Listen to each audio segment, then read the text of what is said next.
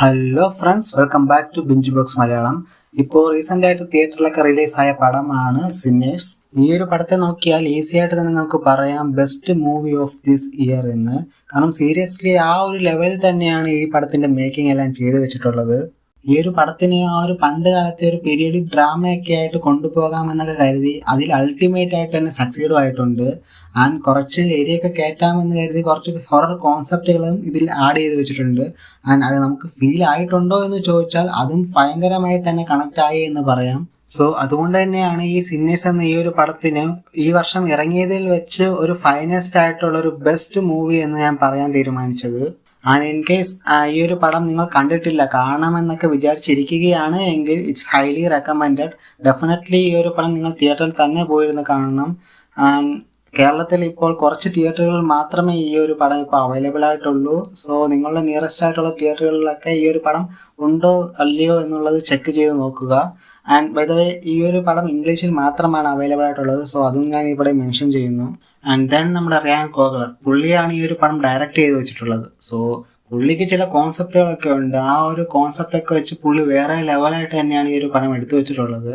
And then അതിൻ്റെ കൂടെ തന്നെ നമ്മുടെ ബ്ലാക്ക് പാന്തറിലൊക്കെ വില്ലനായിട്ട് അഭിനയിച്ച് ഞെട്ടിച്ച ഈ ഒരു മികച്ച ആക്ടർ തന്നെയാണ് മൈക്കിൾ ഡി ജോർഡൻ. പുള്ളി ഇതിലൊരു ട്വിൻ ബ്രദറിന്റെ ക്യാരക്ടറിലാണ് അഭിനയിച്ചിട്ടുള്ളത്. സോ ആ ഒരു ക്യാരക്ടറിനെ വേറെ ഒരു തലത്തിൽ തന്നെ കൊണ്ടുപോയി എത്തിച്ചു വെച്ചിട്ടുണ്ട് എന്നുള്ളത് നിഷ്പക്ഷം നമുക്ക് പറയാൻ പറ്റുന്ന ഒന്ന് തന്നെയാണ്.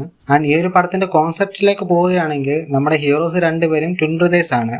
ആൻഡ് അവരുടെ ലൈഫിൽ ഒരുപാട് പ്രശ്നങ്ങളുണ്ട്.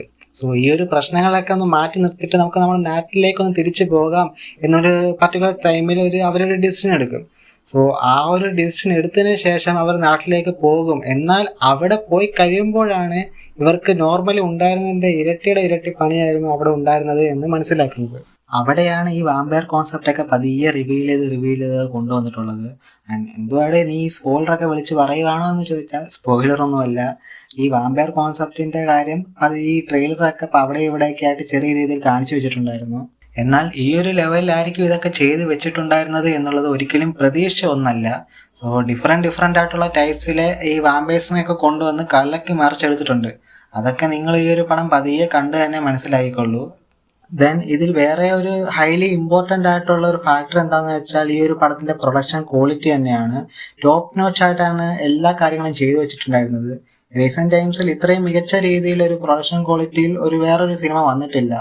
ആ ഒരു ടൈം സ്കെയിലിൽ മാച്ച് ആകുന്ന പോലെ എക്സാക്ട്ലി സെയിം ആയിട്ടുള്ള ആ ഒരു സെറ്റും ആ ഒരു കോസ്റ്റ്യൂംസ് ഒക്കെ ഇത്രയും മികച്ച രീതിയിൽ റിപ്ലിക്കേറ്റ് ചെയ്യുന്ന വേറൊരു സിനിമ വന്നിട്ടില്ല. സോ അതൊക്കെ ഒരു ഹൈലൈറ്റ് ആയിട്ടുള്ള ഒരു സെഗ്മെന്റ് ആയിട്ട് തന്നെയായിരുന്നു ഉണ്ടായിരുന്നത്.